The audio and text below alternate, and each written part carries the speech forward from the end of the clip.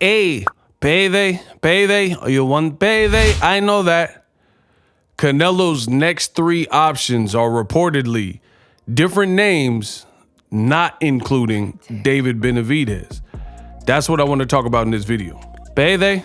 What up, Fight World? It's your boy Ego, and I'm back with some more boxing. So, reports are coming out that Canelo has three options for a Cinco de Mayo fight. ESPN Knockout, they were the first that I seen reporting this, and they're saying the names for Canelo's Cinco de Mayo fight 2024 include Jermall Charlo, Terence Crawford, and Jaime Munguia. Wow. Do you know what all three of these names have in common? Two of the three have fought at 154, and so did Canelo. One has not even fought at 54, and that's Terence Crawford. So the common denominator between all three opponents is they are all smaller guys. They're all guys who had been in lighter weight classes, just like Canelo. So David Benavidez is the only one that kind of breaks that mold, where he's kind of been a fixture at 168 pounds, super middleweight for some time. And he's a big 168 pounder. Why would Canelo Alvarez exclude David Benavidez from this list? Because if we're being fair, you look at David Benavidez, many boxing spectators, many boxing analysts and experts would say that out of the whole list, outside of Crawford maybe, the whole list, the most deserving would be a guy like David Benavidez. And Crawford, he had an amazing performance, proved me wrong, in fact, beating Errol Spence Jr. But this was at 147. Does that earn you a shot at Canelo at 168? I don't know. I guess we have to wait and see. So, Jaime Munguia. And this is, I keep telling you the same thing. The Canelo fans, the radical Cinnabons, they do anything to advocate for any other fight outside of the one fight that everybody wants to see, which is David Benavidez. So Jaime Munguia, he fought earlier this year in the summertime versus Sergey Derevyanchenko. Derevyanchenko has less than 20 fights and was considered on the back half of his career after taxing fights with Danny Jacobs, Triple G. Hey, no, guys, hey, Max is big drama, guys, this is Pasha, nah. Right? Fights with Danny Jacobs, Triple G. He lost badly to Charlo and got beat up in that fight. So many people thought those wars took something out of him. Jaime Munguia fights him, and it's a fight of the year contender. And Jaime Munguia, gets hurt by Sergey Derevyanchenko.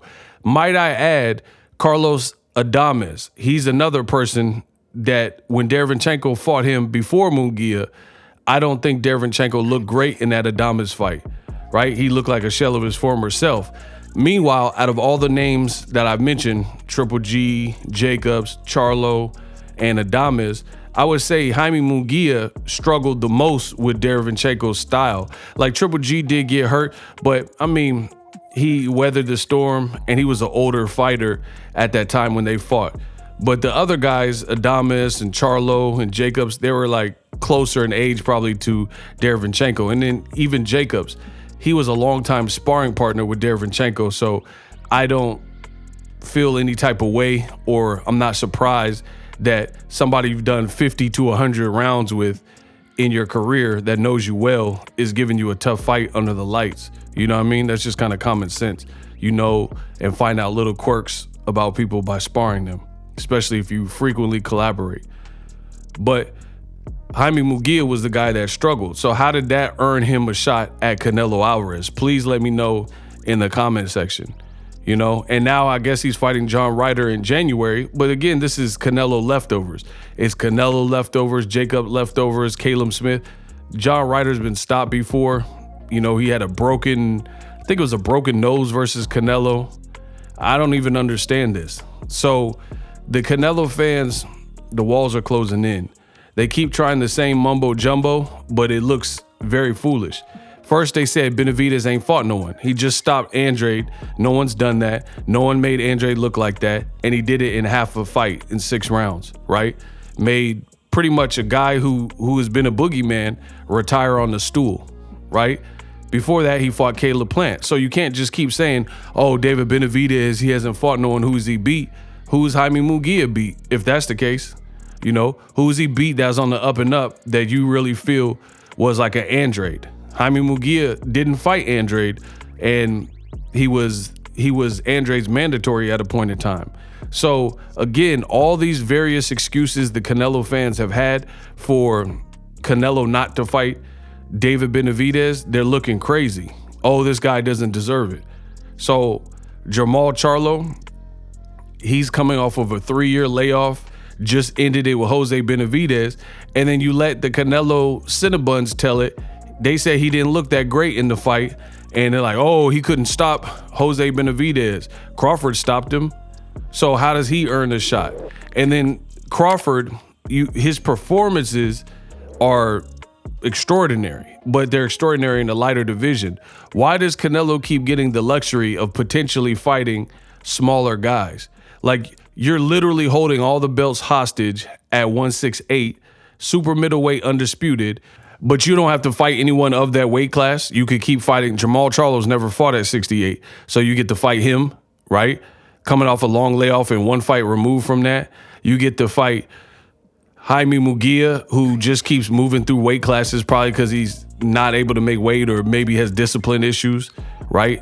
Gaining too much weight in his off season. Crawford, exceptional fighter, but Crawford has not fought at 54, let alone 60. So to fight him at 68. But then you have David Benavidez, who's the former WBC champion. He's your mandatory, the interim champion now, and you don't want to fight him. And that's the one that the fight fans are calling for.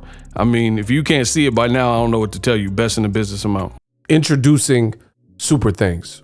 Right here on the official Boxingego YouTube. Super Thanks allows you, the viewers, to show a little bit of extra gratitude, which enables me as a full-time content creator to push out the content you need in the world of boxing. Underneath all the videos, you will see a heart with the $sign in it. You can enter any amount that you find suitable as a super thanks. A brand new, interactive, and colorful way to get your comments highlighted and noticed by not only myself, but other people on the YouTube platform. Super thanks, a unique and cool way to show and applaud us full-time content creators. Hopefully you guys enjoy the content.